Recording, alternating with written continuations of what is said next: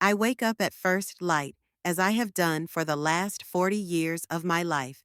Old habits don't just die, especially ones that were developed over decades of early rising for work, where being late could cost lives. Or at least that's how I've always explained it to myself.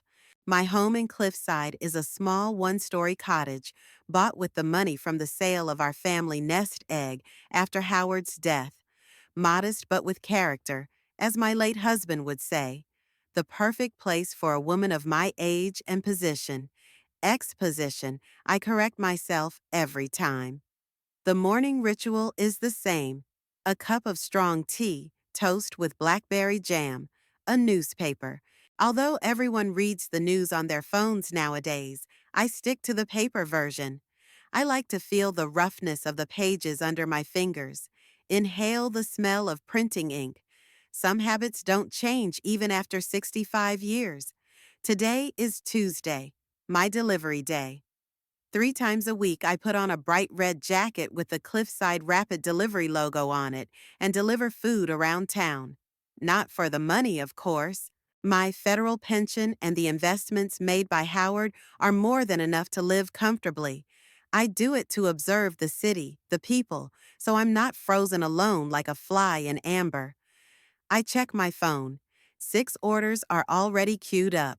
I dress quickly, grab my car keys, and walk out onto the porch.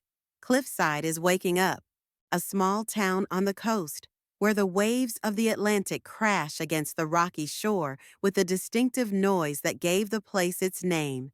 The perfect hideaway for a woman who once fought monsters in suits and then decided to disappear.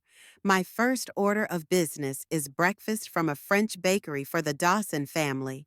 I smile, picking up a paper bag of croissants and coffee. Madame Blanche, the owner of the bakery, always adds a blueberry muffin for me. Good morning, Arlene. She greets me with a slight French accent. How are your children? I smile, habitually answering. They're fine, thank you. Noel is very busy at work. Standard answer. Blanche does not know that my son speaks to me only when necessary, that his wife considers me a burden, that my grandchildren see their grandmother once a month on a strict schedule. The drive to the Dawson house takes 7 minutes. Mrs. Dawson, as usual, opens the door in a silk robe, with perfect hair and makeup, as if she had not just woken up, but was preparing for a social gathering. Good morning, Mrs. Davenport. She always addresses me formally, even though we've seen each other 3 times a week for 2 years now. Good morning, Mrs. Dawson. Here's your breakfast.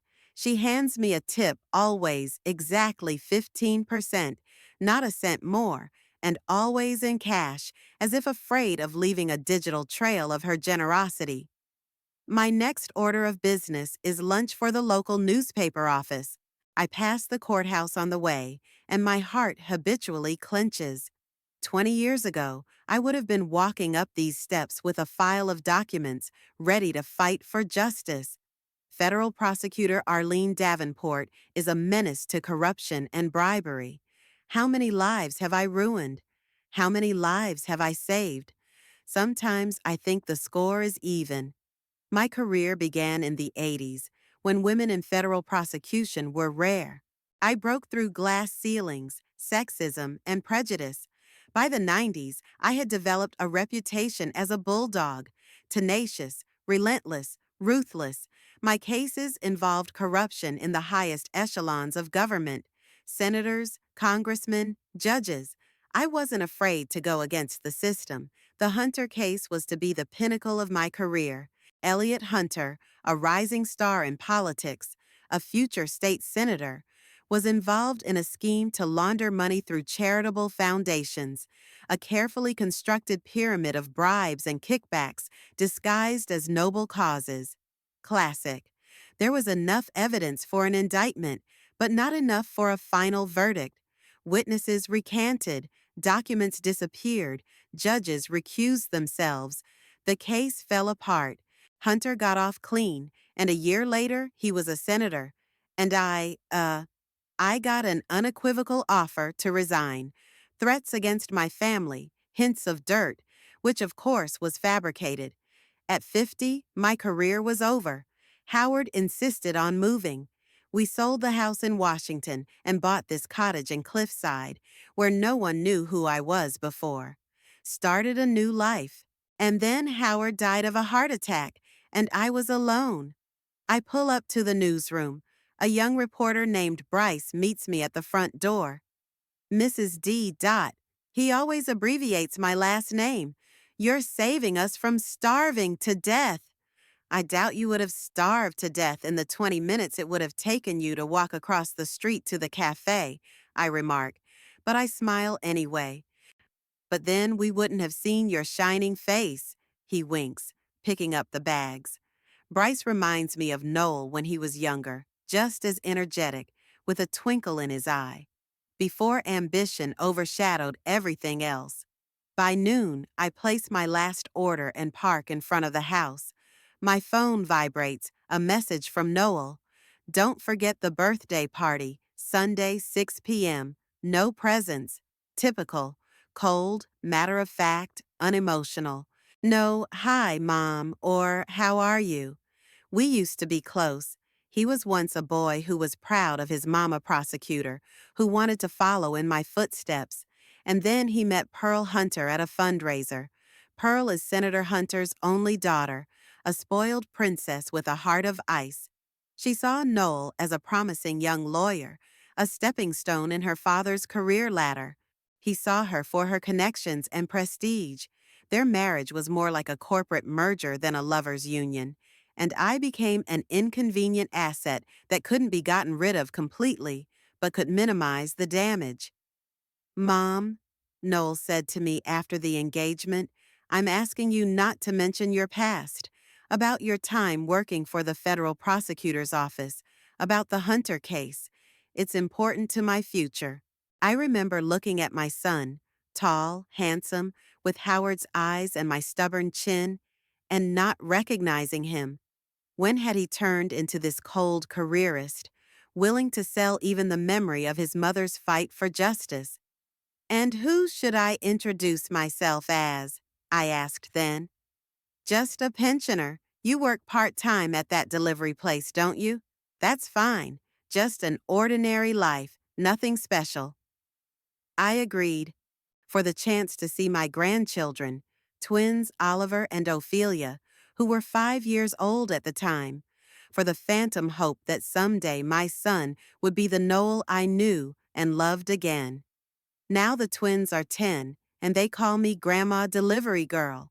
Pearl makes sure they don't spend too much time with me. So they don't adopt working-class habits. I once heard her comment over the phone. I pull an envelope out of the mailbox. Inside is an invitation to Noel's 40th birthday party. Heavy embossed paper, calligraphic handwriting. Mr. and Mrs. Hunter Davenport invite you to. Even here, the last name Hunter comes first.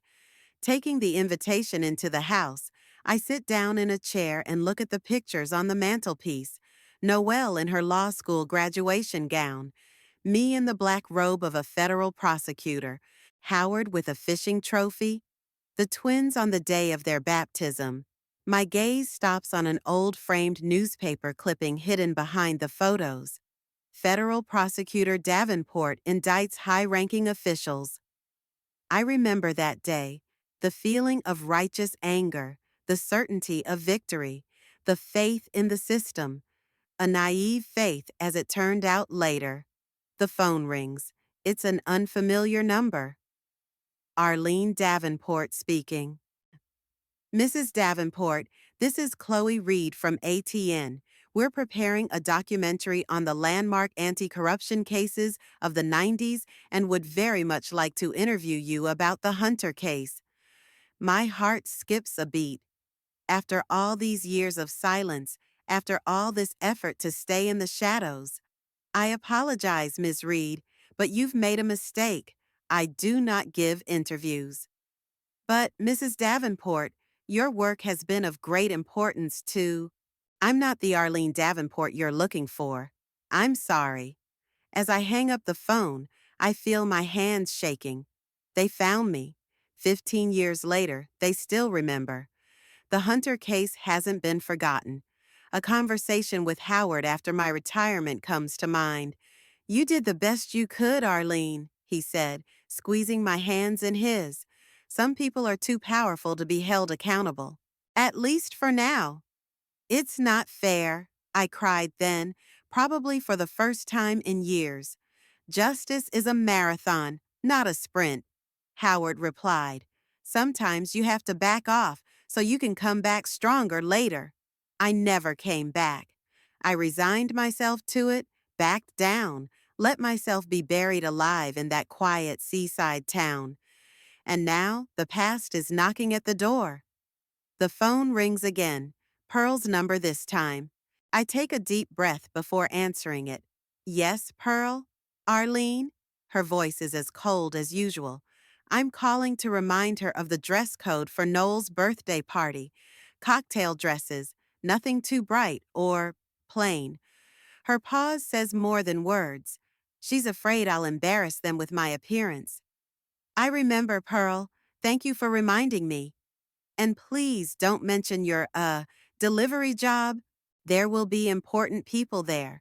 Noel's colleagues from the law firm, my father's partners." "Of course," I said. "I'll be a mute shadow." "Just be normal," she says, and then she shuts down. Normal, like it's normal to deny your whole life, your accomplishments, your struggles. Like it's normal to pretend to be someone you're not for the sake of pleasing people who don't respect you. I look at my hands, still strong, with veins protruding, wrinkles accumulated over the years. Hands that have held people's fates, signed arrest warrants, leafed through volumes of evidence, hugged little Noel. How much longer will I hide them in my pockets, afraid to show what they can do? The phone vibrates again. Another delivery order. I get up, put on my red jacket, and walk out of the house. The day goes on, and I continue to play my role. The role of the harmless old lady that no one notices or takes seriously. But how long can I keep quiet? And what happens if the truth comes out? I wake up later than usual on Sunday. Noel's birthday. 40 years old, my boy. I open my closet and pull out the navy blue cocktail dress I bought 3 years ago, specifically for such occasions.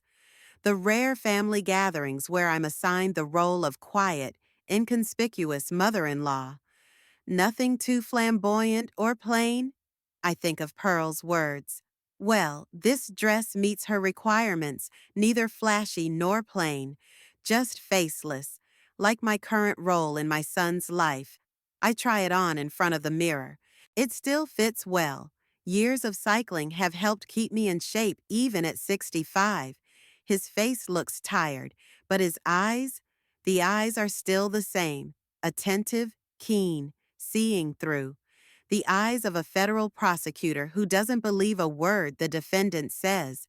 Those eyes give me away. That's why I always wear simple glasses at family gatherings. They soften my gaze, make me look more like a harmless older woman. Glancing at my watch, I realize I have a few hours before the party. Just enough time to stop by the mall to pick up a gift for Noel. "No gifts," he says, but I can't come empty-handed. In the mall parking lot, I notice a familiar figure, a tall woman with a short cut of gray hair. Victoria Kent, a former colleague from the prosecutor's office, now a law professor at a local college. One of the few people who knows about my past in Cliffside. Arlene.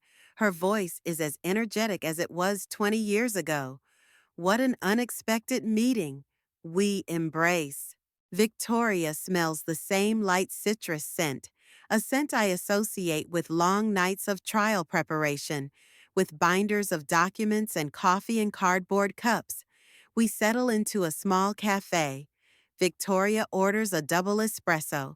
I order a green tea.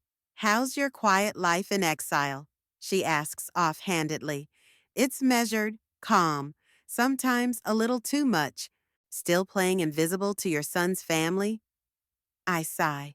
Today is Noel's birthday, 40 years old. big party at their house. And you're going as the anonymous old lady from the delivery service? There's no judgment in her voice, just genuine curiosity and maybe a little regret. That's the price for being able to see my grandchildren, I answer, stirring my tea. Victoria shakes her head. You know, I never understood your decision. You were the best of us, Arlene. You weren't afraid of anyone. Not politicians, not judges, not those costumed sharks from the big firms. And now you're hiding like you've done something shameful. I'm not hiding. I'm just adapting. Adapted, she snorts. Is that what you call it now? You know what's ironic? Your cases are being studied by law students right now. The Richardson case, the Mackenzie brothers case, the construction contract corruption case. They're all in the textbooks. And the Hunter case is almost legendary as an example of how the system protects its own. I tense up at the mention of the Hunter case. It's been 15 years, Vic. It's time to forget. Oh, the world hasn't forgotten. She leans closer. Have you heard about the new documentary project? Guardians of Justice, a series about the landmark anti-corruption trials of the 90s. A TN is producing it. A chill runs down my spine. I got a call from some reporter there. I declined to comment. They're gonna make the movie anyway, Victoria says. And your case against Hunter will be one of the centerpieces. They found new documents, Arlene. Material that was classified at the time. What documents? The question comes out before I can think. Victoria smiles. There she is, the real Arlene Davenport. Still a prosecutor to the core. I look away. It's in the past, Vic. I have a different life now. A life where you pretend to be someone else. It's not a life, Arlene. It's a slow death. Her words hurt more than I expected. When do they plan to release this movie? I ask, trying to make my voice sound nonchalant. The first episode is tonight, 8 o'clock Eastern Time. I almost choke on my tea. Tonight? Are you sure? Absolutely. I even interviewed with them as a legal expert. They didn't use my name, of course, just former colleague of D.A. Davenport. That's too much. It's today, on Noel's birthday. I have to go. I rise, feeling dizzy. Arlene, Victoria catches my arm. Perhaps it's time for the truth, for everyone. I don't answer. What can I say? That I'm afraid of losing the last crumbs of my relationship with my son? Walking out of the mall, I get in my car and just stare in front of me for a few minutes. 8 o'clock at night, just when the party will be in full swing. What if any of the guests see the announcement? What if they recognize me? The thought triggers a strange mixture of fear and relief. I drive to the bookstore and find a leather-bound collector's edition of To Kill a Mockingbird. It's the first book we read with Noel when he was 13. It was then that he said he wanted to be a lawyer, like Atticus Finch. The seller packages the book beautifully. I asked to write only "Love, Mom" on the card. Short, like our current relationship. At home, I get ready for the evening. I shower, style my hair, put on a little makeup. I put on a navy blue dress, pearl earrings, Howard's gift to me on our 20th anniversary, and special glasses for disguise. In the mirror, I see exactly what Pearl and Noelle want me to see, a harmless older woman who won't raise questions or attract attention. At 6:30, I'm on my way out. The drive to Noel and Pearl's mansion takes about 30 minutes. They live in the upscale neighborhood of Cliffside Heights, in a house overlooking the ocean, a house they couldn't afford without Senator Hunter's generous help. As I pull up, I see a string of expensive cars. My modest sedan looks as foreign here as I do. I park and head toward the house. Noel and Pearl's house is impressive, modern, with huge floor-to-ceiling windows overlooking the ocean. The architectural epitome of success and status. A young man stands at the entrance, accepting coats and gifts. Good evening, ma'am.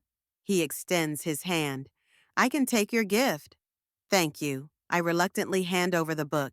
It's for Noel Davenport, from his mother. About 30 people are already gathered in the living room, men in expensive suits, women in elegant dresses, all with glasses of champagne. I immediately notice Noel, tall, in a dark gray suit, with perfectly styled hair that's already showing a noble gray. He's laughing at something the man next to him is saying.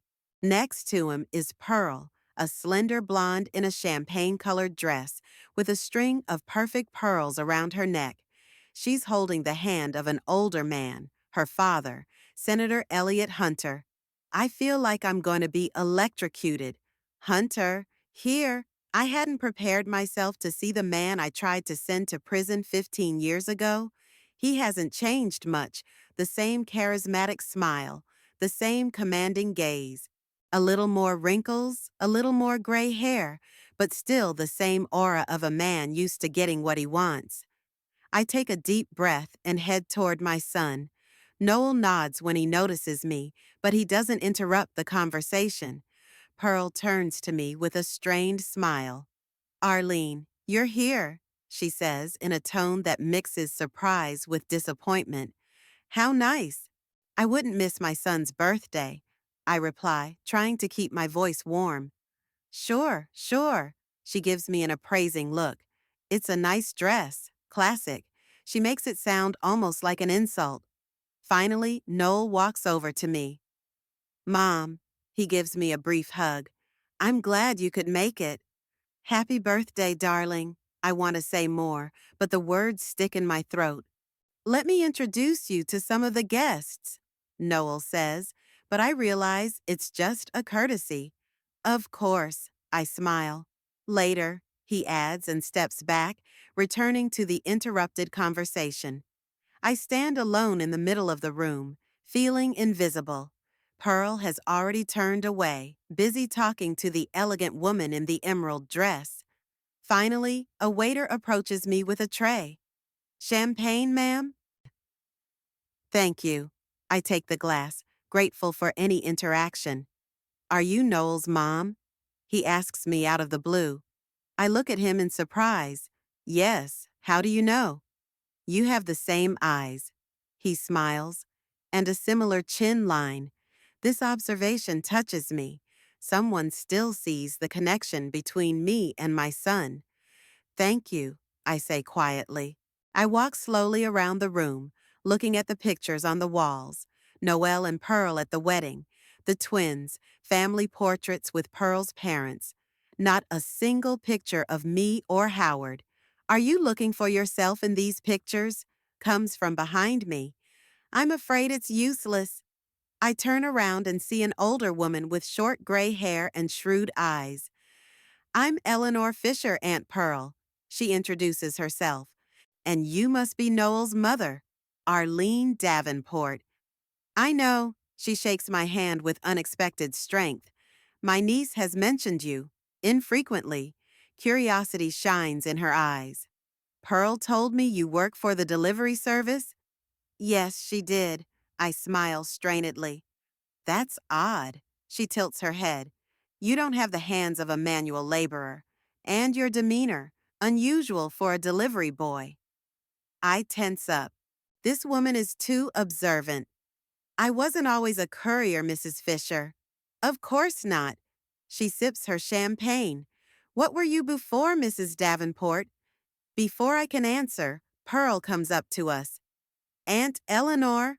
Her voice sounds alarmed. Lucille is looking for you. Something about your trip to the coast. Oh, yes, of course. Eleanor winks at me. It was nice to meet you, Mrs. Davenport.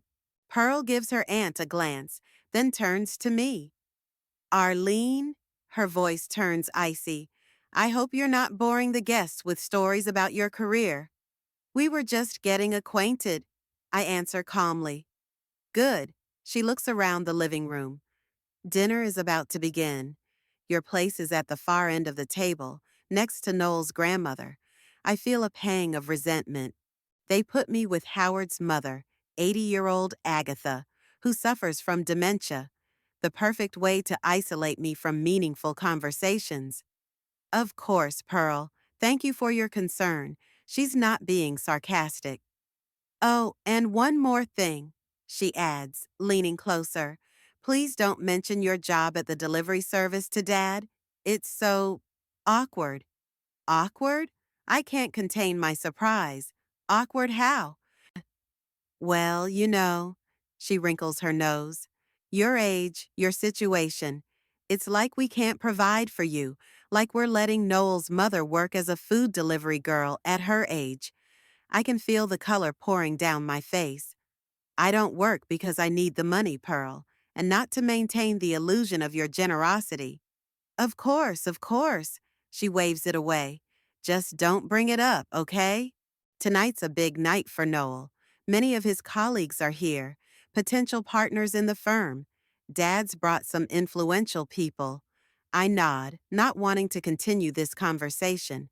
Pearl leaves to join the other guests, and I'm alone, with a glass of champagne, feeling more like a stranger than ever at my own son's party.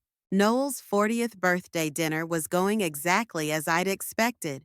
Exquisite food, expensive wines, casual conversation about politics, economics, and the latest social gossip. All the things that are considered polite in the circles where my son and his wife hang out. I sat at the far end of the table, next to Agatha, Howard's mother, who spent most of her time staring off into space, occasionally looking for her long-dead husband. On the other side of me sat a young man who introduced himself as a junior partner in Noel's law firm. He was polite but obviously bored, being at the back of the party, away from the influential guests. How long have you been working with my son? I asked, trying to make conversation. About 3 years, he answered, picking up a piece of duck breast with his fork. Noel's a great lawyer, a real strategist. Yeah, he's always had a knack for thinking ahead, I smiled, remembering how little Noel had beaten Howard at chess. Ever since he was a kid, he's accomplished a lot. The young man nodded. To be partner at 35 is impressive. And you? Hope to follow in his footsteps? If I'm lucky, he shrugged. I miss his connections, though. You know how it is. It doesn't matter what you know. It matters who you know. There was no accusation in his words, just a statement of fact. But I still felt a pang of guilt. Noel had indeed built a career not only on his talent, but on the connections he'd gotten through Pearl and her father. Connections that I, with all my principles and fight for justice, couldn't give him. After dessert, the guests moved back to the living room for cocktails. I noticed that Pearl had had more than one glass of champagne. Her cheeks flushed, her movements a little less polished, her laughter a little louder. She'd always had a low tolerance for alcohol, though she tried to hide it. I stood at the window, watching the guests and trying to be as inconspicuous as possible. Almost succeeded until Pearl caught my eye. Arlene! Her voice was too loud. Why are you standing there alone? Come to us. She came over and took me under the arm, practically pulling me by force to the center of the room, where a small group of guests had already gathered, including Noel and Senator Hunter. Dad was just talking about how hard it is to find good servants these days, Pearl said, holding my elbow tightly. And we have a service expert, don't we, Arlene? I tensed, sensing where this was going. Pearl, I don't think your father is particularly interested in... Noel began, but she interrupted him. No, no, it's really interesting. She turned to the group of guests. Do you know what Noel's mom does? She delivers food. At her age. Can you believe it? Her voice was a mixture of mockery and feigned admiration. I felt my cheeks burn. Pearl, Noel said quietly. Maybe not now? Why not? She laughed. It's wonderful. A lot of people her age sit at home and knit socks, and she's active, on a bicycle, in a special jacket with a logo. What's it called, Arlene? Quick delivery? Cliffside Rapid Delivery. I replied in a level voice. Right. Pearl turned to one of the ladies in expensive jewelry. Do you remember, Helen? I told you last week when we were talking about the strange hobbies of the relatives? The woman nodded awkwardly, clearly regretting being dragged into this situation. Well, it's not really a hobby. I tried to keep my dignity. It's just a way to stay active and. Oh, of course, of course. Pearl didn't let me finish. Just a way, not for the money, of course, though the tips must be pretty good, right? Several of the guests were shuffling awkwardly from foot to foot. Senator Hunter watched the scene with an unreadable expression on his face. Pearl, that's enough. Noel's voice grew harsher, but it was as if she hadn't heard. You know what the best part is? She continued, taking another sip of champagne. She could have had a very different life. She had an education, a career, but something went wrong, and now she's. Pearl paused dramatically. Just a waitress. She said the last phrase louder, pointing at me, and a few heads turned in our direction. There was an awkward silence. I looked at my son, expecting him to say something in my defense, but Noel just stood there, jaw clenched, an expression of restrained anger on his face. Anger not at Pearl, at me, for causing this scene. Actually, I finally broke the silence. I'm not a waitress. I'm a delivery girl, which is a little different. Oh, I'm sorry for my mistake. Pearl rolled her eyes theatrically. A delivery boy. That's much more prestigious, of course. She laughed again, but this time almost no one joined her. Most of the guests were clearly uncomfortable. I think any honest work deserves respect, Senator Hunter said abruptly, and everyone turned to look at him. After all, not everyone is meant to be successful. The way he said the last word, I caught the same tinge of superiority in his daughter's voice, only better disguised. The apple from the tree, as they say. That's right, Daddy, Pearl said. Not all. Some people go through life without ever accomplishing anything significant. That's how. She didn't finish her sentence, because at that moment the television came on from the speakers. One of the kids must have found the remote and decided to watch cartoons. Oliver! Ophelia! Pearl shouted. Turn it off now. We're having a party. But it was too late. On the huge screen hanging on the living room wall, the evening news was already playing. And now the announcement of a special documentary project, Guardians of Justice, which starts tonight at 8 o'clock, the newscaster said. I froze. 8 p.m. Now, exactly what Victoria had warned me about. Footage from a courtroom in the 90s appeared on the screen, followed by the faces of several prominent politicians of the time involved in corruption scandals. And then my face.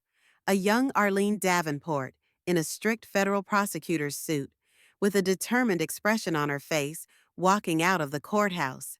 Arlene Davenport, the federal prosecutor who wasn't afraid to challenge the most powerful men of her time. The voiceover announcer said. The room became so quiet you could hear the clock on the mantelpiece ticking. All eyes shifted from the screen to me, then back to the screen, as if the guests were trying to match the image of the young, determined female prosecutor with the quiet, elderly lady they had just mocked. Oh my God, exclaimed one of the guests. She's on TV. This seemed to break the spell of stupor. Pearl, who had been standing there with her mouth open the whole time, shuddered and dropped her champagne glass. The glass shattered on the marble floor, shattering into tiny shards, just like my carefully constructed lie. What does that mean? Pearl turned to me, her face contorted with a mixture of shock and anger. Is this some kind of joke? I was silent, not knowing what to say. 15 years of pretense crumbled in 15 seconds of television announcing. Noel looked at me like he was seeing me for the first time, or rather, as if he were seeing a ghost, a shadow of the mother he'd once known. the one he'd abandoned for career and status. Mom? His voice sounded almost childishly confused. Is it true? You were a federal prosecutor? Before I could answer, Senator Hunter intervened. You didn't know? He looked genuinely surprised. I thought you were aware of your mother's past. Did you know? Noel turned to his father-in-law now, and there was accusation in his voice. Of course I knew. Hunter shrugged. Arlene Davenport was a well-known figure in legal circles in the 90s, especially when she tried to send me to prison. The words had the effect of a bomb going off. Pearl made a strange sound, something between a sob and a cry of outrage. You tried to put my father in jail? She almost shouted, pointing a trembling finger at me. And all this time, you've been pretending? I wasn't pretending. I finally found my voice. I just didn't talk about my past. At Noel's request, by the way. All eyes turned to my son, who looked like he'd been kicked in the butt. It's not, I didn't ask you to lie, he stammered. I just thought it would be better if no one found out that your mother was trying to destroy your father-in-law's career. Hunter finished for him, and I could hear in his voice the same smugness he'd used at the press conference after my case against him had fallen apart. Understandable, my boy. Family loyalty is a tricky thing. But, how is that possible? Pearl was still reeling. You, you're not like, um, a federal prosecutor? I raised an eyebrow. What do you think a retired federal prosecutor should look like? Not like a delivery boy, that's for sure. She snapped at me. Why not? I squared my shoulders, feeling the weight of 15 years of pretense slipping off me. I could be anything I wanted to be. Federal prosecutor, courier, just a mother and grandmother. One doesn't exclude the other. On the TV screen, meanwhile, the announcement continued. It now showed footage of Hunter leaving the courthouse surrounded by reporters. Elliot Hunter, charged with corruption and money laundering, was acquitted due to lack of evidence. But was that evidence destroyed? Watch our investigation tonight at 8 p.m. on ATN. Hunter turned pale. This was no longer just a reference to an old case. It was a hint of new facts, of journalists digging up something I hadn't been able to find 15 years ago. Turn that off right now, he shouted, and one of the guests hurriedly found the remote and pressed the off button. But it was too late. The seed of doubt had already been sown, and I could see the guests furtively glancing around, some of them discreetly pulling out their phones, perhaps to write down the name of the program or check the time of the broadcast. I think we all need to calm down, Noel said, trying to get the situation under control. It's just a misunderstanding. Let's get on with the party. But the atmosphere was already hopelessly spoiled. The guests began whispering, gathering in small groups, some of them even glancing at their watches. It was only 10 minutes before 8 o'clock. A misunderstanding? Pearl turned to her husband with a look of fury on her face. Your mother lied to us for 15 years, and you call it a misunderstanding? I didn't lie, I countered. I just didn't tell the whole truth. At Noel's request, I remind you. Did you ask her to keep it from me? Pearl's anger was now directed at my son. You knew she was trying to send my father to prison, and you didn't tell me? Yeah, I didn't know the details. Noel looked completely confused. I just knew that my mom worked for the federal prosecutor's office and that she had to resign because of some complicated case. I didn't know it was a case against your father. Don't lie to me, Pearl was almost screaming. You knew everything. You had to know. Pearl, calm down. Senator Hunter put his hand on his daughter's shoulder. It was a long time ago. The case is closed. I was completely exonerated. But Pearl gasped in indignation, pointing at me. She's been in our house all this time, hanging out with our kids. And in fact, she's A retired federal prosecutor, I finished calmly. Not a serial killer, not a war criminal, just a lawyer who was doing her job. Who tried to destroy my father? Pearl exclaimed. Who tried to bring a man suspected of serious crimes to justice? I corrected. It's not the same thing, Pearl. How dare you? She began, but was interrupted by the sound of the front door opening and children's voices ringing out. Grandmother! The twins, Oliver and Ophelia, who had returned from a walk with their nanny, came running into the living room. Grandma, we saw you on TV at the mall. They rushed over to me, hugging me around the knees. I automatically put my hands on their shoulders, feeling a sudden rush of tenderness and protective instinct. Yes, kids, I said softly. It was me, a long time ago. You were like a superhero, Oliver said enthusiastically, with the costume and everything. They said there that you were proc. Ophelia hesitated at the difficult word. Prosecutor, I prompted. Yes, and fought bad people. The boy did some boxing moves in the air. Cool. I saw Pearl's face contort in horror. She rushed over to the kids, pulling them away from me. Get to your rooms now, she commanded. Nanny, take them away. But Mama, Ophelia protested. We wanted to hear grandmother's stories about criminals. No stories, Pearl cut her off. Go upstairs. The children obeyed reluctantly, throwing puzzled glances at me. The nanny, a young woman with a frightened face, hurried them away, obviously sensing the tension in the room. When the children were out of sight, Pearl turned to me with an expression of such hatred that I took a step back.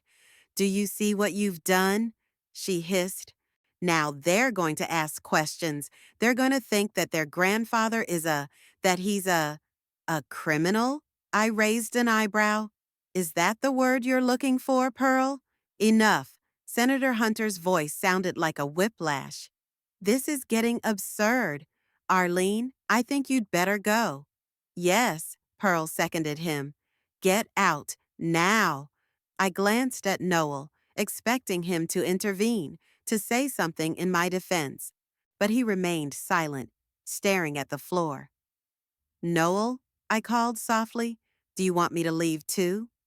He looked up at last, his eyes confused, full of confusion and shame. Shame. Shame for me or for himself, I couldn't tell. I'm thinking, maybe this really is the best option, he said quietly. Everyone's too excited right now. I felt something snap inside, the last thread of hope that my son would take my side. Okay, I nodded, straightening to my full height. I'll leave, but before I do, I want to say one thing. I turned to the guests, who were watching the scene with a mixture of awkwardness and morbid curiosity. I really was a federal prosecutor, and I was really prosecuting the case against Senator Hunter, a case of corruption and money laundering through charities. I had evidence, but it mysteriously disappeared. Witnesses recanted. The judge dismissed key evidence, and I was forced to resign. I shifted my gaze to Hunter. But the truth has a way of coming out sooner or later, and it seemed that moment had come. With those words, I headed out of the living room, feeling the stares of everyone in the room. When I passed Pearl, she recoiled as if she were a leper. Don't you dare come near my children, she hissed. Never again. I paused for a moment, looking her straight in the eye. They're my grandchildren too, Pearl, and someday they're going to want to know the truth. The whole truth, not just the version you're going to give them. With those words, I left the living room and headed for the exit, feeling a strange mixture of bitterness and relief. 15 years of pretending was over, and no matter what happened next, I was myself again. Arlene Davenport, a federal prosecutor who wasn't afraid to challenge those in power. I stepped out onto the porch of Noel and Pearl's house, feeling the cool evening air cool my flaming cheeks. I inhaled deeply, trying to collect my thoughts. 15 years of pretense crumbled in seconds. It felt strange, like a heavy weight had been lifted off my shoulders, but slapped in return. The door slammed behind me. I turned around and saw Noel. His face, usually composed and controlled, was now a storm of emotions: rage, confusion, betrayal. He looked lost, like that little boy who once couldn't find his way home from the park. "How could you?" His voice shook. "How could you set me up like that?" I shook my head. "I didn't set anyone up, Noel. It was an accident." "An accident?" He almost shouted the word.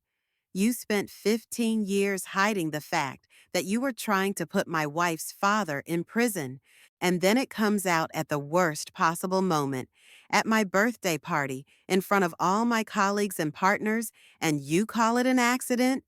"Yes," I answered firmly. "I didn't plan this exposure. I didn't even know about the documentary until today." "And surely you couldn't have warned me when you found out."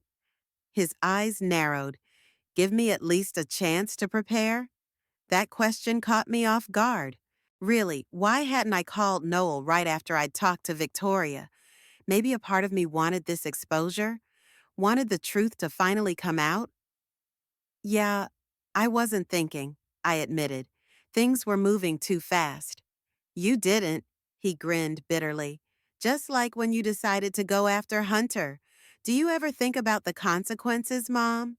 How your principled decisions affect other people, on your family." His words hurt, but there was some truth to them. I've always put justice before personal relationships, above political games, above career prospects. It made me a good prosecutor, but maybe not the best mother. "I did my job, Noel," I said calmly.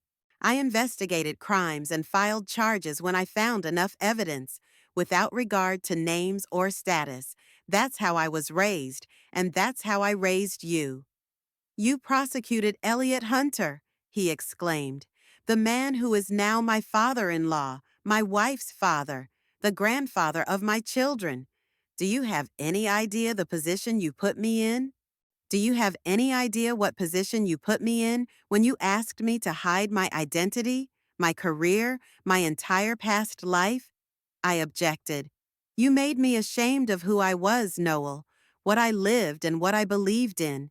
I asked you for discretion." He shook his head. "Not about, not a lie like that." "Discretion?" I couldn't hold back a bitter laugh. "You asked me to pretend I was just a delivery boy. No education, no career, no background.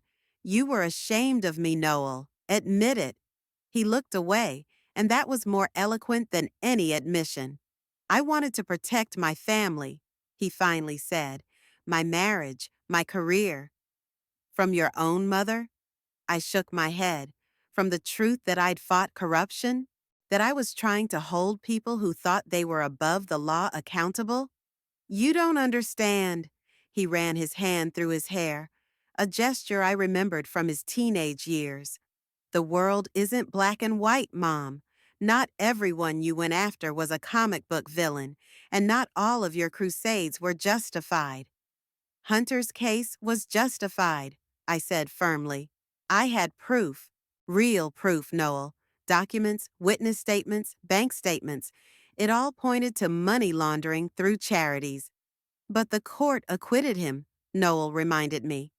"Because the evidence disappeared." I looked him straight in the eye. A key witness had suddenly changed his testimony. The judge had dismissed important evidence on a technicality. It wasn't a fair trial, Noel. It was a show of force to show that some people are untouchable. "And you still believe that?" He looked at me with a mixture of disbelief and disappointment. "After all these years, you still think you were right and the whole world was wrong?" "I know I was right," I replied, "and it seems the reporters have found new evidence to back that up." Noel went pale. "What? What are you talking about?" "They mentioned new facts in the announcement. Evidence that the evidence in the Hunter case was destroyed." I shrugged. I guess the truth does come out sooner or later. Jesus, he covered his eyes with his hand. This is a disaster, an absolute disaster. Or justice, I said. Depends on your point of view. Point of view? He almost screamed. Do you realize what will happen to Pearl's career if her father is accused of corruption? My career? With our children's future? And do you realize what must happen to a man who stole millions from charities? I asked quietly. Who used money meant for sick children to buy himself a yacht and a third home? Noel looked at me as if he was seeing me for the first time. Do you really believe he did it? That Father Pearl? That Elliot would do such a thing? I had proof, I repeated, and I wasn't the only one. The other two prosecutors on the case thought he was guilty too. We don't press charges without probable cause, Noel. You should know that. You're a lawyer. A corporate lawyer, he clarified. I don't go after people. I don't destroy reputations and careers. No, I agreed. You defend corporations that pollute the environment, exploit workers, and evade taxes. A noble endeavor. It was a low blow, and I regretted my words as soon as they were out of my mouth. But it was too late. Is that what you think of me? His voice turned icy. That I'm a corrupt lawyer defending scoundrels? No, I shook my head. I think you're a smart, talented lawyer who could use your skills for something more, to protect those who really need protecting. Like you? He grinned. No thanks. I've seen what such idealistic crusades lead to. Broken careers and broken families. Before I could answer, the door opened again, and Pearl stepped out onto the porch. Her face was contorted with anger, her eyes red as if she'd been crying. Are you still here? She gritted her teeth. I thought I'd made myself clear. Get out of my house. I was just leaving, I replied calmly. I was just talking to Noel. About what? She looked from me to her son. About how to ruin our lives more? Pearl, Noel put his hand on her shoulder. Let's not what? She dropped his hand. Tell the truth?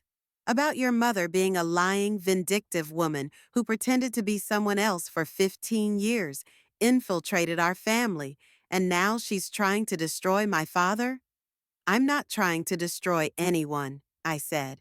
And I didn't infiltrate your family. I'm part of this family, Pearl. I'm Noel's mother and the grandmother of your children. No, she practically shouted it. You're a nobody. You have no right to even mention my children. After what you did. What exactly did I do? I asked, feeling the anger rising inside me. Investigated crimes? Did you do your job? Or lied about my past, at your husband's request, by the way? You tried to send my father to prison. Her voice shook with rage. You wanted to destroy our family.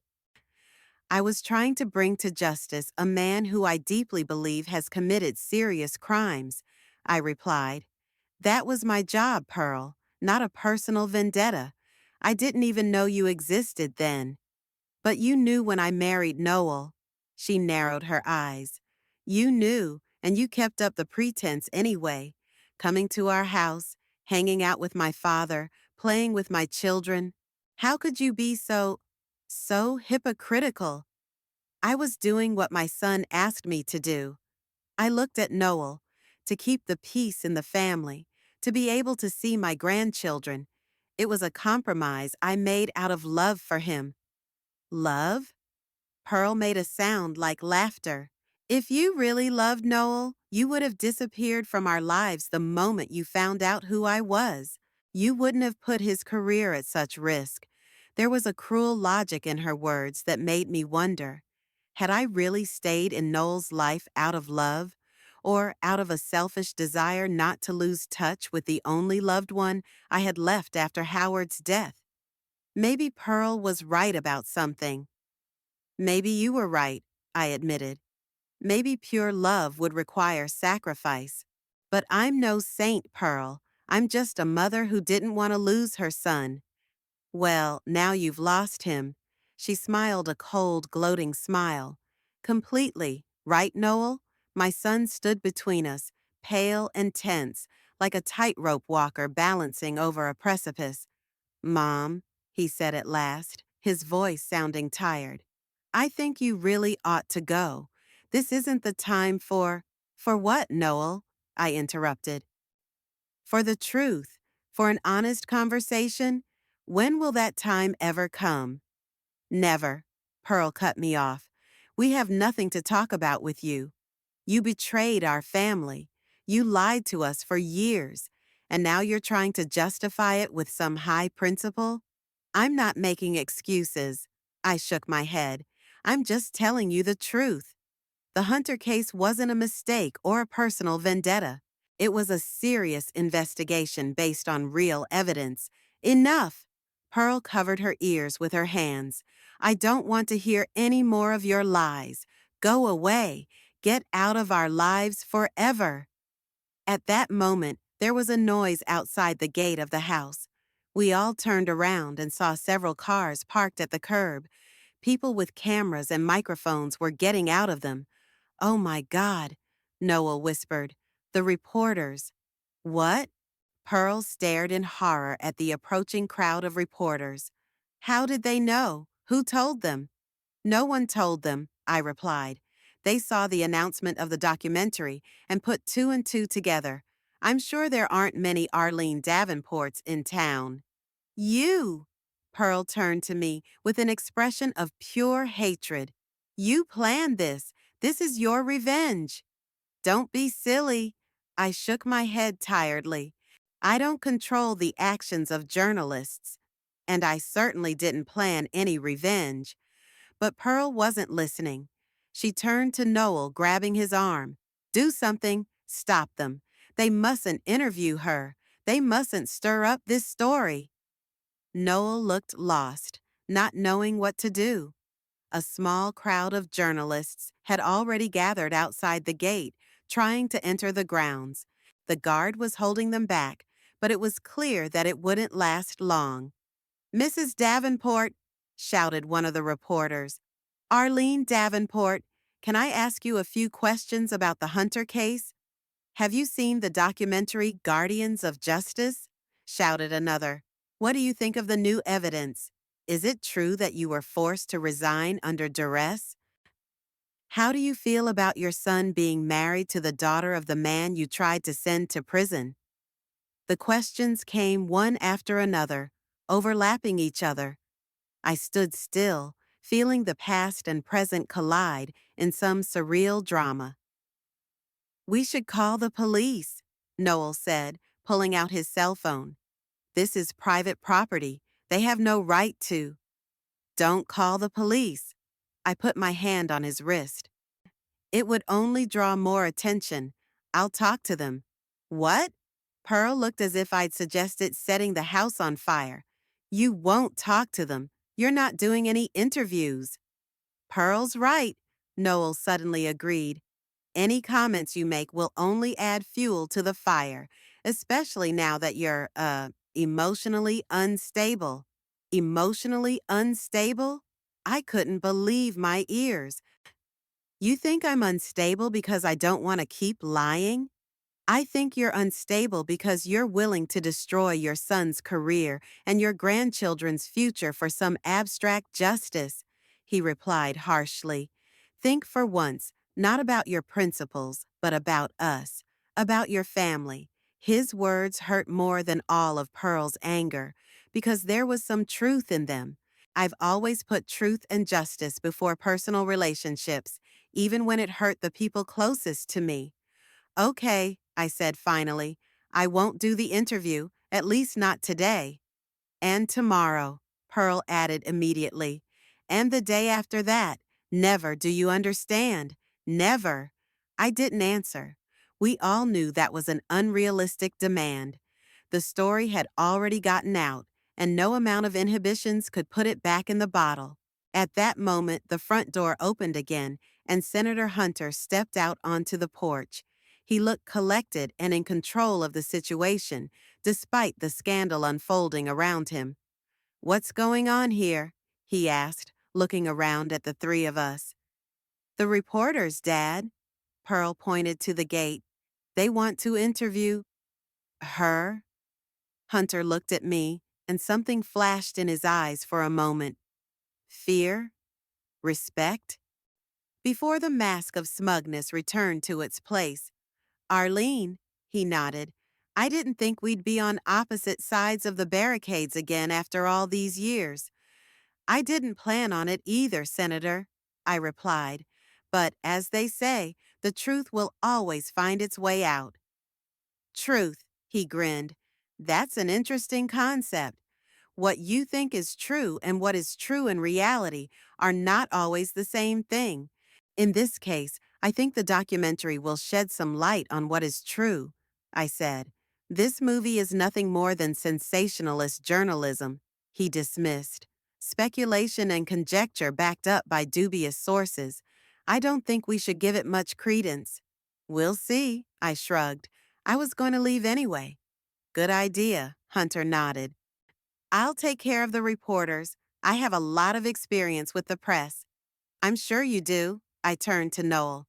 "Goodbye, son. I hope you find the strength to watch the movie. It'll explain a lot." "Don't count on it," Pearl interjected. "We're not gonna watch that garbage." Noel was silent, his face a mask of restraint. "Goodbye, Mom," he said at last. "Yeah, I'm sorry about the way things turned out." "Me too," I replied sincerely. "More than you can imagine." I stepped off the porch and headed for my car, feeling Noel, Pearl, and Hunter's eyes on me. At the gate, the reporters spotted me and started shouting with renewed vigor. "Mrs. Davenport, just a few questions, just a few minutes." I didn't answer, walking silently to my car. One of the reporters, a young woman with bright red hair, managed to squeeze closer to the gate. "Mrs. Davenport, Chloe Reed from ATN. We spoke to you on the phone. Just one question, please." I recognized the voice, the same reporter who had called me a few days ago. I stopped for a moment, then continued on my way to the car. "Mrs. Davenport, is it true that you found evidence of Senator Hunter's guilt, but it was destroyed? That you were forced to resign under threat?" I got in the car and started the engine.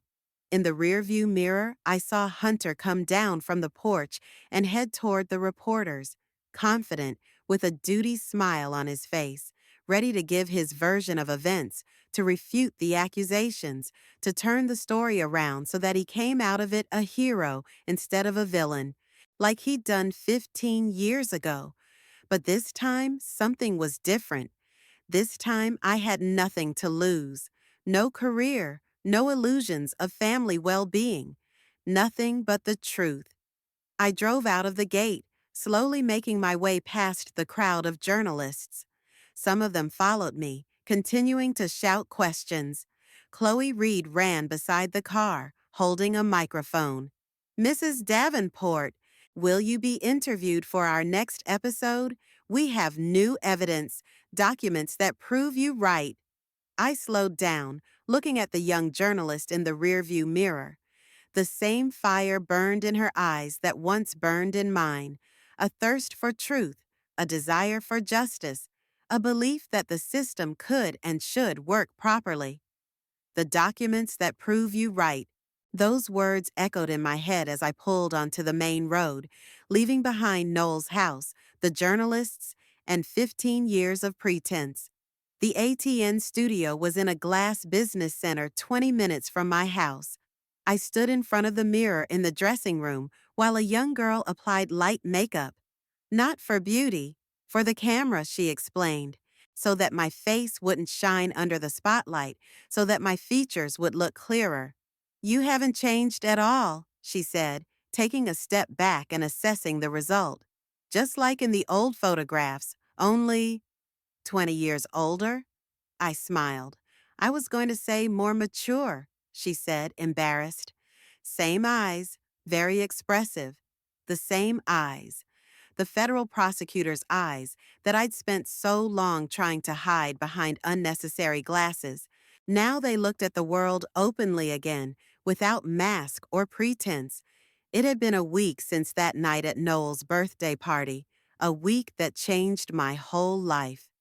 The Guardians of Justice documentary aired as planned and had a bombshell effect. Journalists did find new evidence in the Hunter case. Bank records showing money from charities had been transferred to shell companies. Testimony from the senator's former secretary admitting to destroying evidence on his orders.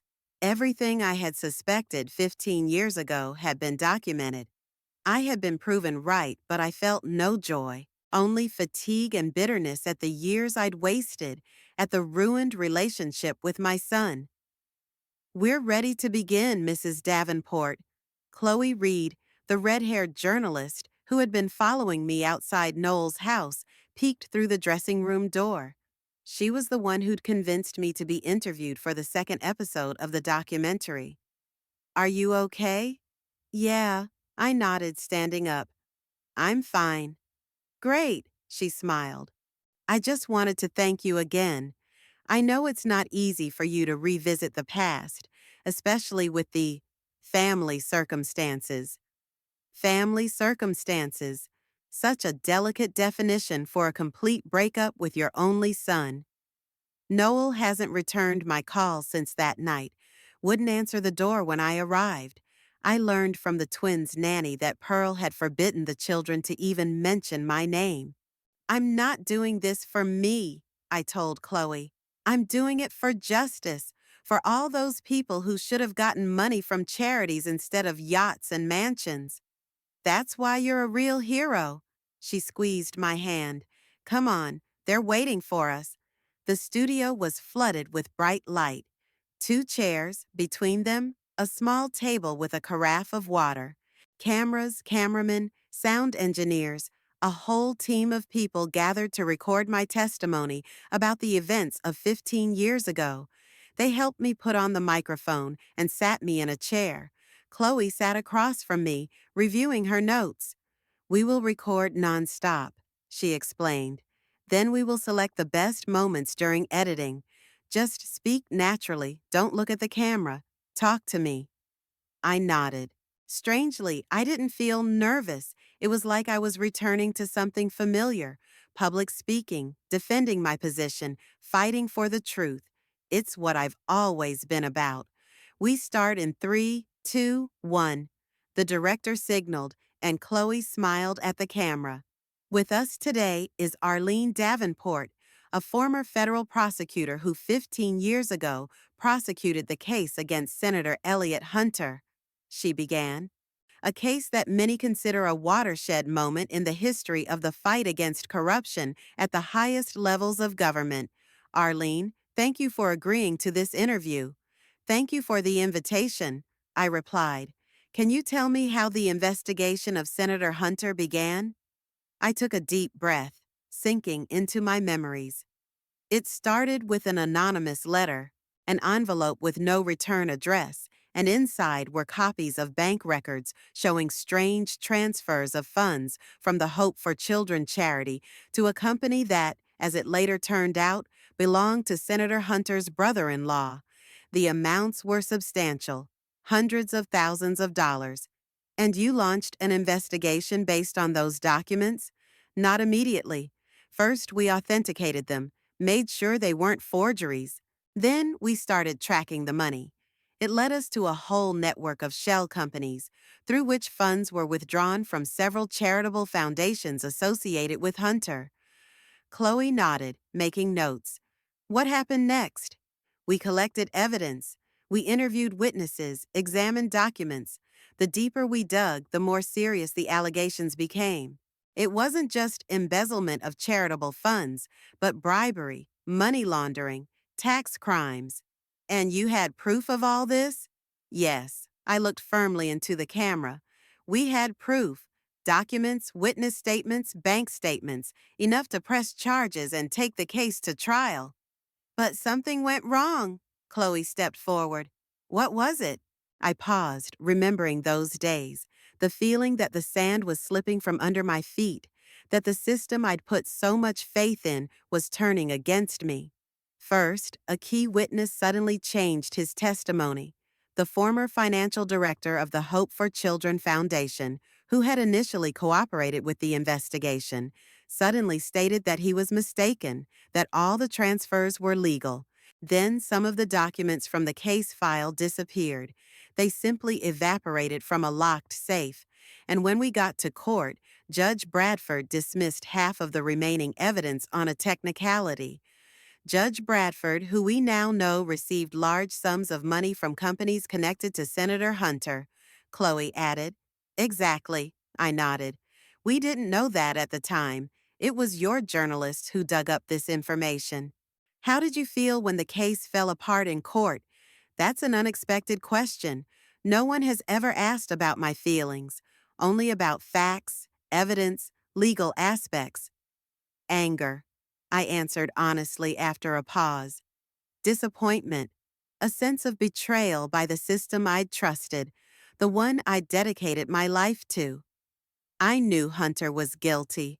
I knew the evidence was there, and I watched it all just disappear, crumble before your eyes, and there's nothing you can do. And then you were forced to resign? Not directly, I shook my head. No one said, resign or else. But the pressure was enormous, hints of possible compromise, threats against my family. And most importantly, I could no longer work effectively. All my cases began to be scrutinized. Any decisions I made were questioned. It was a clear signal. You crossed the wrong people. Your career here is over. And you left. Yes, I nodded. I left, sold the house in Washington, moved to a small coastal town, started a new life, a life where I was just Arlene Davenport, not a federal prosecutor who challenged the system and lost. And then your son married Senator Hunter's daughter, Chloe said softly, realizing the delicacy of the subject. I swallowed the lump in my throat. Yeah, ironic, isn't it? Noel had met Pearl at a charity event. He didn't know who her father was, and when he did, it was too late. They fell in love. That was a lie, of course. Noel knew perfectly well whose daughter Pearl was when he started courting her. He did, and he saw it as a career opportunity. But I couldn't say that on camera. I couldn't make my son look like a calculating careerist, even if it was true. And he asked you to hide your past? Yes, I nodded. He thought it was best for everyone. That knowing about my confrontation with Hunter would only create unnecessary tension in the family. And you agreed? Despite everything you'd been through? I agreed because I loved my son, I answered simply. Because I wanted to be a part of his life, to see my grandchildren grow up. It was a compromise I made for my family. A compromise that cost you 15 years of pretending, Chloe said. Yes, I smiled sadly. But, there was freedom in it. When no one knows who you are, you can be anything you want to be. I worked in a food delivery service. I talked to all sorts of people, observed the life of the city from the inside. It was, educational. And yet the truth came out. Chloe turned a page in her notes. At your son's birthday party, they showed a preview of our documentary. Yes, quite a dramatic coincidence. I couldn't hold back a slight smile. It was as if fate itself decided that it was time to stop lying. How did your son's family react? I paused, searching for words. It was difficult. My son felt betrayed not because I was hiding the truth, but because it came out at the worst possible time. His wife, well, she's Hunter's daughter. Her reaction was predictably negative. And now, do you still have a relationship with your son after everything that's happened? The question I was afraid to ask. The truth was too painful to say out loud, but the lies were in the past. No, I shook my head. My son cut off all contact with me. I don't blame him. He was caught between two fires, between loyalty to his mother and loyalty to his wife's family. It's an impossible choice. And you went into this interview knowing that it could permanently destroy your relationship with your son? I went to this interview because 15 years ago I took an oath to serve truth and justice, I answered firmly. I broke that oath when I agreed to a lie. It is time to correct that mistake. The interview lasted more than 2 hours. Chloe asked questions about the details of the investigation, about specific episodes of money laundering, about how Hunter's scheme worked. I answered honestly, based on the facts I remembered and the new evidence the journalists had found. When we finished, I felt empty and liberated at the same time. It was as if I had shed a heavy weight that I had been carrying on my shoulders all these years. You were great, Chloe said when the cameras were off. Sincere, persuasive, and you never once got personal. Even talking about Hunter, you remained professional. Old habit, I shrugged. In the DA's office, we were taught to separate the case from the person, prosecute the crime, not the person. Too bad not everyone follows that principle, she sighed. The episode will air in a week. We'll send you a copy in advance so you can watch it. Thank you, I nodded. I trust your professionalism, though. As I walked out of the studio, I took a deep breath of fresh air. The sky above the city was clear and clear, as if washed by recent rain. I felt strangely light, as if after a long illness. At home, I was surprised to find a stack of letters that hadn't been there in the morning. Opening the first one, I saw unfamiliar handwriting. Dear Mrs. Davenport, you probably don't remember me. I was a witness in the Atlantic Builders Construction Company corruption case in 1997. You defended me when my lawyers tried to discredit my testimony. Thanks to you, the guilty were punished. I watched the documentary and saw that you are still the same fearless woman I remember. Thank you for all you do for justice. Sincerely, Ellen Parker. I set the letter aside, feeling tears come to my throat. Ellen Parker. The Atlantic Builders case was one of the most difficult of my career. I had almost forgotten about it over the years. The next letter was from a former colleague in the prosecutor's office who wrote that he always believed I was right about the Hunter case.